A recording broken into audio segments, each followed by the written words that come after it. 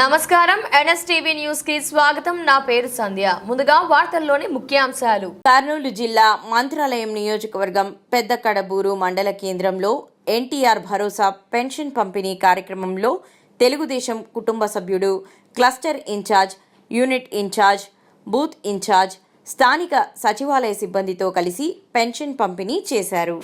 నమస్కారం. ఈరోజు ఆంధ్ర రాష్ట్ర ప్రజలంతా కూడా పండుగ చేసుకుంటున్నారు. ఎందుకంటే కన్నీ విధి ఎరగని రీతిలో ఈరోజు చంద్రబాబు నాయుడు గారు అత్యధిక మెజారిటీతో ముఖ్యమంత్రి అయ్యారు.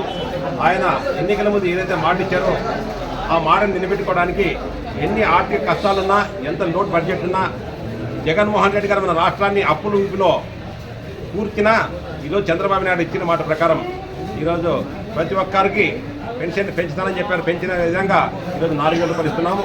అది కూడా గత ఏప్రిల్లోనే ఆయన ముఖ్యమంత్రి కాకముందే ఎవరైనా ఏదైనా స్కీములు అమలు చేస్తే ముఖ్యమంత్రి ప్రమాణ స్వీకారం చేసిన తర్వాత చేస్తారు. కానీ మన చంద్రబాబు నాయుడు గారు మాత్రము ఎన్నికల ఏప్రిల్ నుంచే, అంటే ఆయన ముఖ్యమంత్రి ప్రమాణ స్వీకారం చేయకుండా 3 నెలల ముందు నుంచే ఆయన మన యొక్క పెన్షన్ పెంచి అక్కడ ఎన్నికటికి ఒక 3,000, ఇది ఒక 4,000 కలిపి ప్రతి ఒక్క పెన్షన్దారుడికి 7,000 రూపాయలు ఈరోజు ఇస్తున్నాం. అంతేకాకుండా జగన్మోహన్ రెడ్డి గారు తన 5 సంవత్సరాల పరిపాలనలో వికలాంగులకి ఒక్క పైసా కూడా పెంచలే. కానీ అదే చంద్రబాబు నాయుడు గారు 3,000 ఉన్నటువంటి వికలాంగుల పెన్షన్ని ఈరోజు 6,000 చేయడం జరిగింది.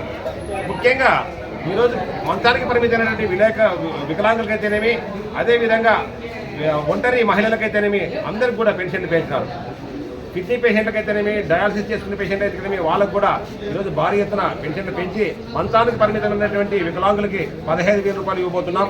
ముఖ్యంగా రైతులకి, రైతు కూలీలకి, వికలాంగులకి, వితంతువులకి ప్రతి ఒక్కరికి కూడా సంక్షేమ కార్యక్రమాలు, అభివృద్ధి కార్యక్రమాలన్నీ కూడా చేపట్టి ఈరోజు రాష్ట్రాన్ని అభివృద్ధి పంతాను నడిపించాలని చెప్పి ఈరోజు కంకణంగా బద్దులై ఉన్నారు మన యొక్క ముఖ్యమంత్రి చంద్రబాబు నాయుడు గారు.